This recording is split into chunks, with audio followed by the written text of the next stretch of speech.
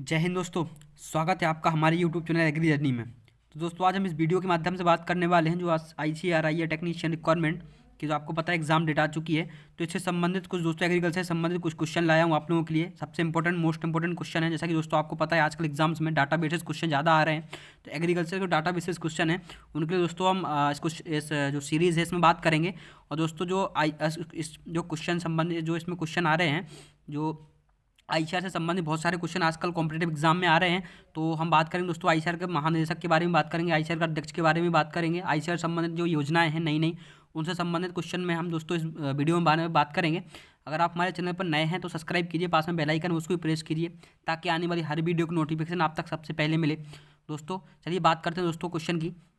सबसे पहला क्वेश्चन दोस्तों आपको स्क्रीन में दिख रहा होगा कि भारतीय कृषि अनुसंधान संस्थान ICAR की स्थापना कब हुई। दोस्तों भारतीय कृषि अनुसंधान संस्थान ICAR की स्थापना कब हुई? तो ऑप्शन दोस्तों आपके सामने ये रहे कि भाई 1 अप्रैल 1905, 16 जुलाई 1929 या 1 दिसंबर 1985 या 12 जुलाई 1985। तो ICAR की जो स्थापना है वो कब हुई? तो इसका सही आंसर दोस्तों आपका बी दोस्तों इसका सही आंसर है। जो 16 जुलाई 1929 को आपके ICAR की स्थापना हुई थी और 1 अप्रैल 1905 को दोस्तों आपके IERA की स्थापना हुई थी। किसकी दोस्तों? IERA की स्थापना। ये दोस्तों आप नोट करते जाइए, इंपॉर्टेंट बात है दोस्तों ये, क्योंकि आजकल एग्जाम्स में यही चीज़ें पूछता है दोस्तों और अपना ये छोटी छोटी चीज़ें गलत करके आ जाते हैं। तो इन सब चीज़ों को दोस्तों आप एक पेन या कागज़ रख के आप इन चीज़ों को नोट करते जाइए कि भाई 1 अप्रैल 1985 को किसकी IERA की स्थापना हुई थी, 16 जुलाई 1929 को ICAR की स्थापना हुई थी, जो 1 दिसंबर 1985 दोस्तों जो आपके हिमाचल में जो कॉलेज है यशवंत राव कॉलेज, उसकी स्थापना कब हुई थी? 1 दिसंबर 1985 को आपकी जो हिमाचल सोलन हिमाचल में यशवंत राव करके कॉलेज है उसकी स्थापना हुई थी, है ना दोस्तों। नंबर सेकंड क्वेश्चन दोस्तों आपको दिख रहा होगा, अंडा उत्पादन से संबंधित क्रांति। ये भी मोस्ट इंपोर्टेंट क्वेश्चन दोस्तों, अधिकतर क्वेश्चन क्रांति से संबंधित आते हैं, है ना। तो ऑप्शन दोस्तों आपको दिख रहा होगा, येलो रेवोल्यूशन यानी पीली क्रांति से संबंधित है, या ब्लू रेवोल्यूशन या नीली क्रांति से संबंधित है, सिल्वर रेवोल्यूशन और राउंड रेवोल्यूशन। तो ये आपका अंडा उत्पादन है किससे संबंधित है, कौन सी रेवोल्यूशन से संबंधित है? तो दोस्तों इसका सही आंसर है आपका सी। जो आपका अंडा उत्पादन है वो सिल्वर रेवोल्यूशन से संबंधित है। बात करें अगर येलो रेवोल्यूशन की, तो येलो रेवोल्यूशन आपका तिलहनी जो वाइल्ड सीड क्रॉप होती है उनसे संबंधित है, वाइल्ड, है ना। ये नोट करते जाइए ये चीज़ें। येलो रेवोल्यूशन आपका तिलहनी क्रांति से संबंधित है। ब्लू रेवोल्यूशन है दोस्तों आपको पता है मछली पालन से संबंधित है, आपका ब्लू रेवोल्यूशन आपका मछली पालन से संबंधित है। और दोस्तों जो आपका राउंड रेवोल्यूशन है ना दोस्तों, जो आपका राउंड रेवोल्यूशन है वो आपका किससे संबंधित है दोस्तों? राउंड रेवोल्यूशन आपका आलू से संबंधित है। राउंड रेवोल्यूशन आपका आलू से संबंधित है ना, इसी को दोस्तों नोट कर लीजिएगा। मैंने बताया चार ऑप्शन के बारे में।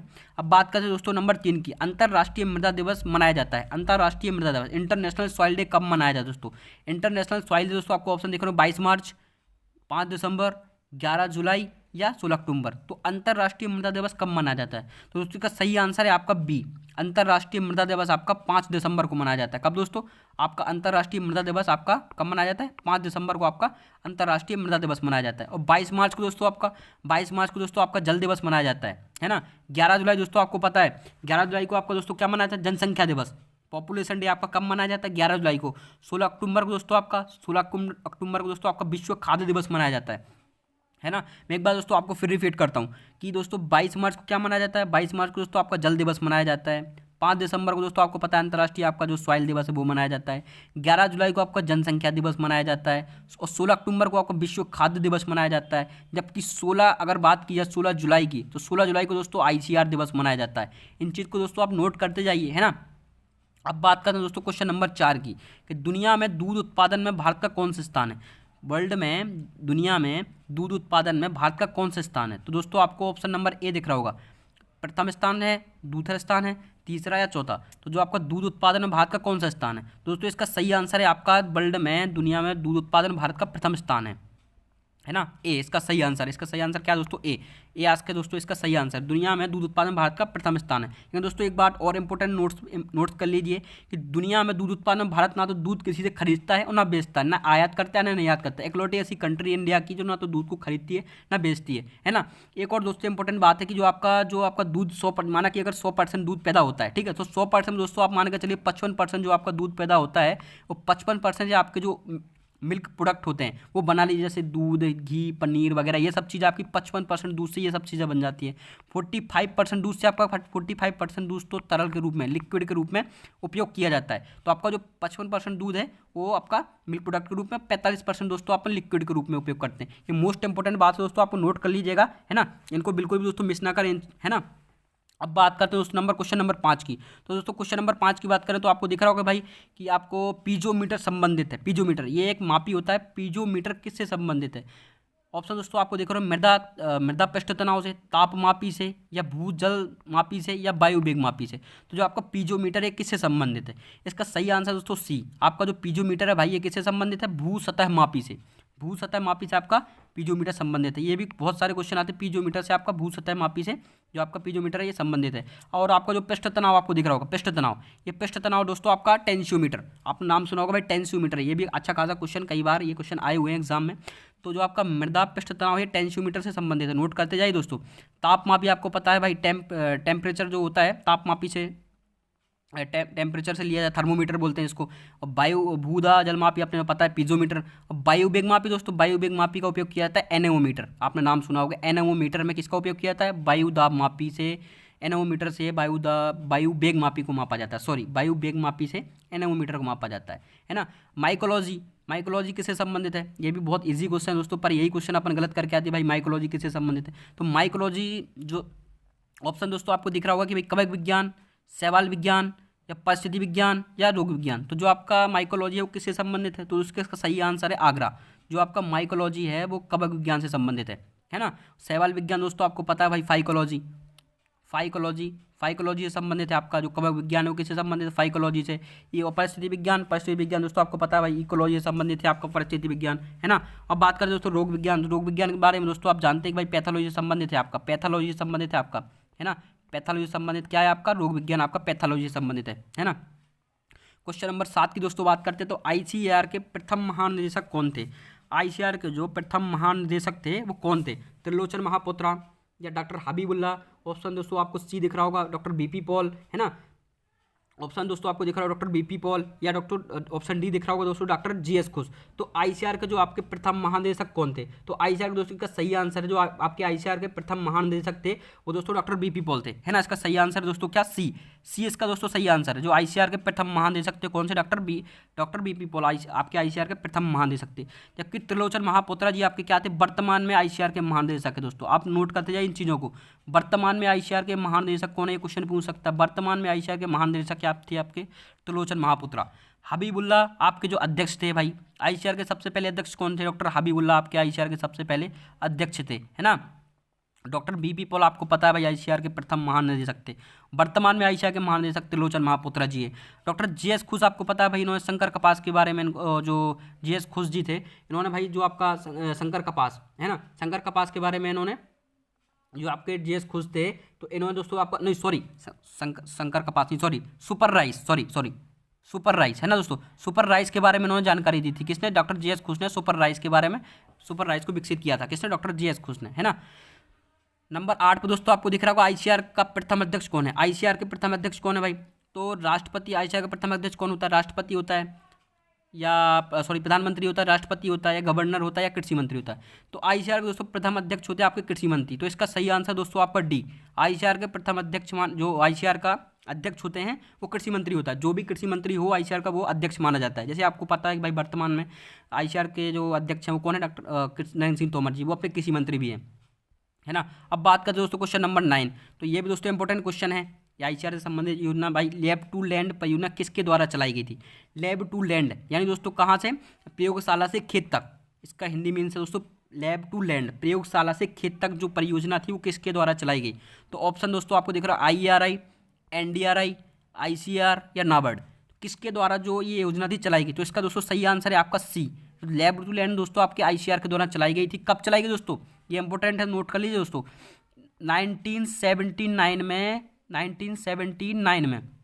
1979 में आईसीआर के द्वारा ये लैब टू लैंड जो परियोजना थी ये चलाई गई थी। किसके द्वारा? आईसीआर के द्वारा। आपको पता है दिल्ली में स्थापित है। इसकी स्थापना भी दोस्तों आपको पता है भाई 16 जुलाई 1929 को आईसीआर की स्थापना हुई थी। कब हुई दोस्तों? 16 जुलाई 1929 को आईसीआर की स्थापना हुई। इसकी दोस्तों अभी बात की 1905 में स्थापना हुई, है ना।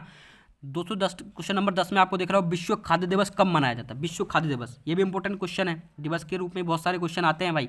विश्व खाद्य दिवस आपको पता है दोस्तों कब मनाया जाता है भाई? इसका सही आंसर दोस्तों 16 अक्टूबर। इसका सही आंसर क्या है दोस्तों? बी, विश्व खाद्य दिवस 16 अक्टूबर को मनाया जाता है। ये भी दोस्तों आप इस बारे में जानते हैं भाई, 5 जून विश्व पर्यावरण दिवस।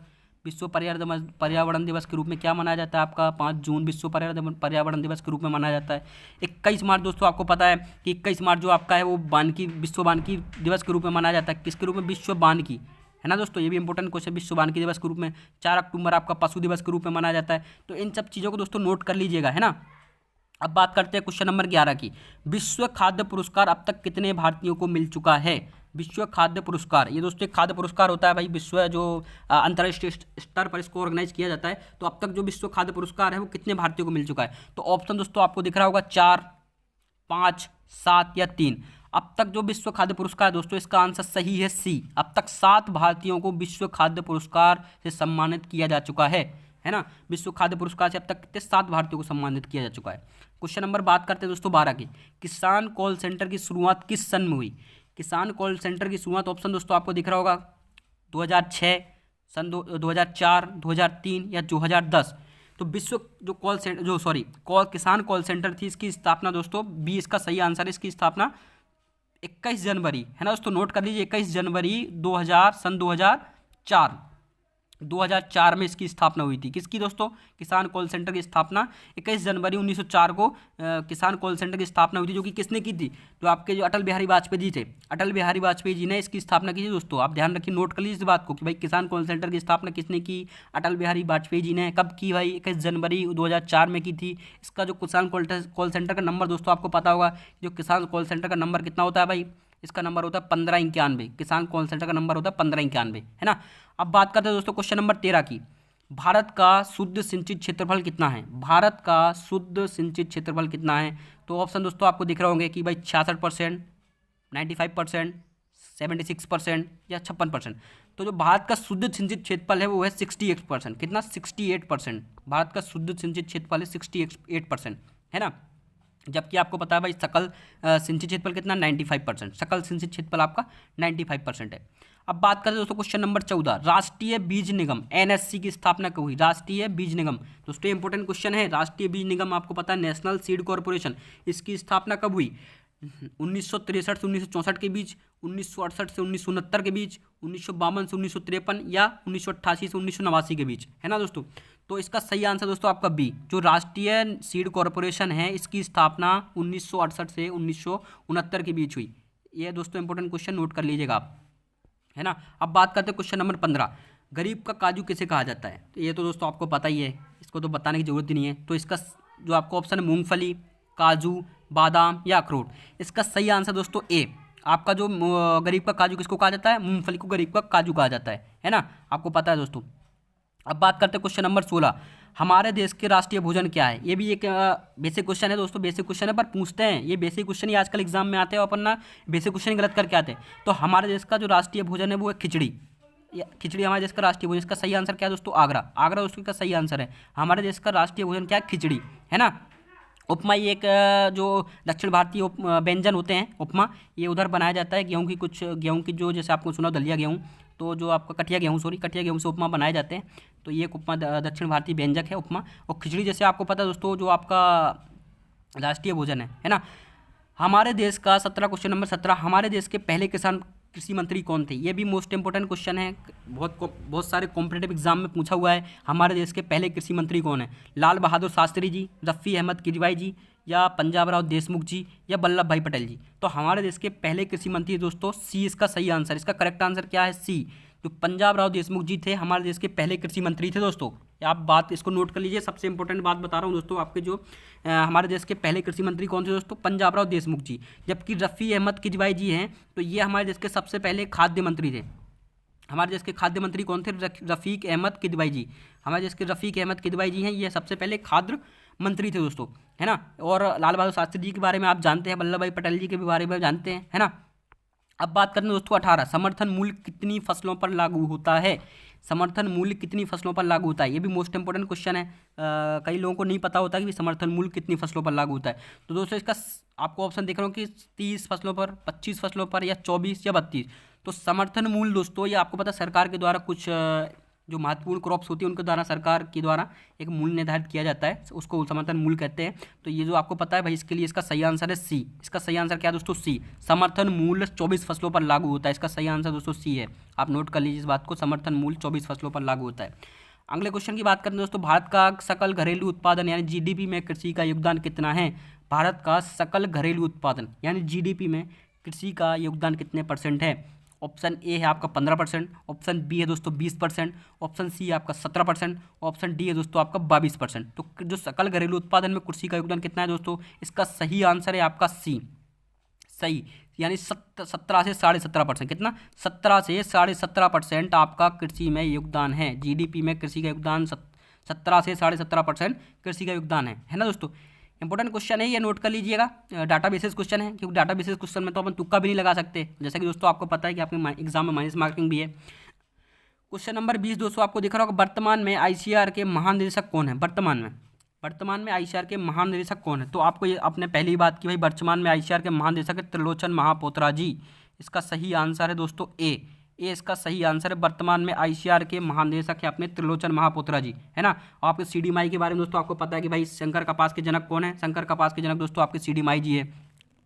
डॉक्टर एस नागराजन आपको पता है भाई सुपर बीट के जनक हैं। सुपर बीट के जनक कौन दोस्तों? Doctor S Nagarajan. तो इन सब चीज़ों को दोस्तों एक पेन कॉपी रख के आप नोट करते जाइए, इंपोर्टेंट चीज़ें हैं दोस्तों, है ना। तो आपके जो वर्तमान में आईसीआर के निदेशक आपने बात कर ली भाई, त्रिलोचन महापोत्रा जी है। क्वेश्चन नंबर 21 क्या बोल रहा है भाई, भारतवर्ष में भूमि की सर्वाधिक उत्पादकता है। भारतवर्ष में भूमि की सर्वाधिक उत्पादकता है, कहाँ है सर्वाधिक उत्पादकता? महाराष्ट्र में, राजस्थान, गुजरात या उत्तर प्रदेश? तो दोस्तों क्वेश्चन नंबर 21 में आपको दिख रहा है उत्पादक सबसे ज़्यादा किधर है भाई? उत्तर प्रदेश में सबसे ज़्यादा उत्पादकता है। भूमि की सर्वाधिक प्रोडक्टिविटी उत्तर प्रदेश में सबसे ज़्यादा। इसका सही आंसर दोस्तों आपका डी। भूमि की सर्वाधिक प्रोडक्टिविटी आपकी उत्तर प्रदेश में है ना दोस्तों। अब बात करते हैं क्वेश्चन नंबर 22 की। सहकारिता कानून किस सन में लागू हुआ? सहकारिता कानून किस सन में लागू हुआ दोस्तों? ऑप्शन आपको दिख रहे हैं, वर्ष 1904, वर्ष 1925, वर्ष 1945 या वर्ष 1909। तो आपका सहकारिता कानून वर्ष 1904 में लागू हुआ। कब हुआ दोस्तों? वर्ष 1904 में आपका सहकारिता कानून लागू हुआ। इंपॉर्टेंट बात है दोस्तों, नोट कर लीजिएगा, है ना। इन चीज़ों को जो मैंने इंपॉर्टेंट बात बोली हैं उनको नोट करते जाइए। एग्जाम में आती है, अधिकतर यही चीज़ें पूछी जाती हैं। कब सहकारिता कानून 1904 में लागू हुआ, है ना। आपको पता है सहकारिता के लिए न्यूनतम जो सदस्यों की संख्या होती है सहकारिता के लिए वो 10 मानी जाती है ना। क्वेश्चन नंबर 23 दोस्तों आपको देखो, भारत में प्रति व्यक्ति भूमि की उपलब्धता है। भारतवर्ष में प्रति व्यक्ति भूमि की उपलब्धता कितनी है? तो आपको इसका ऑप्शन नंबर है, आपको दिख रहा होगा हेक्टेयर में है। 0.12 हेक्टेयर, 0.17 हेक्टेयर, 0.20 हेक्टेयर, 0.15 हेक्टेयर। तो ये दोस्तों आपको ऑप्शन दिख रहे होंगे। तो दोस्तों इसका सही आंसर है बी। आप भारतवर्ष में प्रति व्यक्ति भूमि की उपलब्धता 0.17 हेक्टेयर है। कितनी है? 0.17 हेक्टेयर है भूमि की उपलब्धता प्रति व्यक्ति, है ना। अब बात करते हैं क्वेश्चन नंबर 24, किसान क्रेडिट कार्ड योजना यानी केसीसी। आप समझते हैं दोस्तों केसीसी, किसान क्रेडिट कार्ड योजना कब प्रारंभ हुई? किसान क्रेडिट कार्ड योजना आपको पता है दोस्तों, सबसे इंपॉर्टेंट क्वेश्चन है ये, कॉम्पिटेटिव एग्जाम में कई बार ये पूछी गई है कि किसान क्रेडिट कार्ड योजना कब प्रारंभ हुई। तो केसीसी किसान क्रेडिट कार्ड योजना दोस्तों आपकी 1998 से 1999 के बीच आपकी किसान क्रेडिट कार्ड की जो योजना थी वो प्रारंभ हुई। नोट कर लीजिएगा दोस्तों इस बात को, कब हुई केसीसी आपकी 1998 से 1999 के बीच आपकी जो केसीसी किसान क्रेडिट कार्ड योजना थी वो प्रारंभ। इसका सही आंसर दोस्तों सी, है ना। अब बात करते हैं दोस्तों क्वेश्चन नंबर 25, गेहूं की एक किस्म जिसका हरित क्रांति में अच्छा खासा मतलब सबसे अच्छा योगदान रहा है, एक किस्म है गेहूं की, आपको दिख रहा होगा HD 1553, HD 2329 या सरबती सोनारा या दोस्तों सोनालिका। आपको दिख रहा होगा सरबती सोनारा, HD 2329 या HD 1553। तो जो गेहूं की एक किस्म है कृषि हरित क्रांति में सबसे ज़्यादा योगदान किसका रहा? तो इसका सही आंसर दोस्तों बी, HD 2329 जो गेहूं की एक किस्म हरित क्रांति में सबसे ज़्यादा योगदान आपका इसी क्रांति का रहा है, जो इसी किस्म का रहा है, सॉरी HD 2329 का सबसे ज़्यादा योगदान रहा है। इसका सही आंसर दोस्तों आपका बी। दोस्तों आपको पता है कि भाई हरित क्रांति में जो आपको पता है हरित क्रांति के भारत में जनक कौन माने जाते हैं? स्वामी एम एस स्वामीनाथन जी आपके हरित क्रांति के जनक माने जाते हैं भारत में, MS स्वामीनाथन। अगर विश्व की बात करें तो विश्व में हरित क्रांति के जनक कौन माने जाते हैं? ग्रीन रेवोल्यूशन के जनक कौन माने जाते हैं? Doctor Norman bore. Doctor Norman Borlaug. कौन? डॉक्टर नॉर्मन बोरलॉग जो आपके हैं वो विश्व में हरित क्रांति के जनक माने जाते हैं। तो इन दोनों ने जो आपकी जंगली किस्में थी उनको क्रॉस करा के कुछ ये सबसे वेराइटीज़ विकसित की हैं। तो उनके बारे में दोस्तों इसलिए इस क्रांति का हरित क्रांति में सबसे ज़्यादा इस किस्म का योगदान रहा है। और दोस्तों आपको पता है कि हरित क्रांति में सबसे ज़्यादा ध्यान कौन सी क्रॉप्स पर दिया गया? ये भी एक क्वेश्चन आता है कि भाई हरित क्रांति में सबसे ज़्यादा ध्यान किन किन क्रॉप्स पे दिया गया? तो सबसे इंपॉर्टेंट बात है दोस्तों धान और गेहूँ। धान और गेहूँ आप नोट कर लीजिएगा दोस्तों। धान और गेहूँ जो क्रॉप्स हैं आपकी, उन पे सबसे ज़्यादा ध्यान दिया गया हरित क्रांति में। धान और गेहूँ की जो क्रॉप्स हैं इन पर सबसे ज़्यादा ध्यान दिया गया हरित क्रांति में, है ना, क्योंकि ये दोनों ही जो सबसे इम्पोर्टेंट खाद्य फसलें हैं दोस्तों, है ना। तो दोस्तों मिलते हैं नेक्स्ट वीडियो में और दोस्तों आप हमारे टेलीग्राम चैनल पर भी जुड़ सकते हैं, मैंने लिंक उसकी डिस्क्रिप्शन में दे रखी है। तो एग्रीकल्चर की जो न्यू नोटिफिकेशन अपडेट्स रहती है उनके लिए आप हमारे टेलीग्राम चैनल पर भी जुड़ सकते हैं, है ना दोस्तों। मिलते हैं नेक्स्ट वीडियो में। जय हिंद, जय भारत।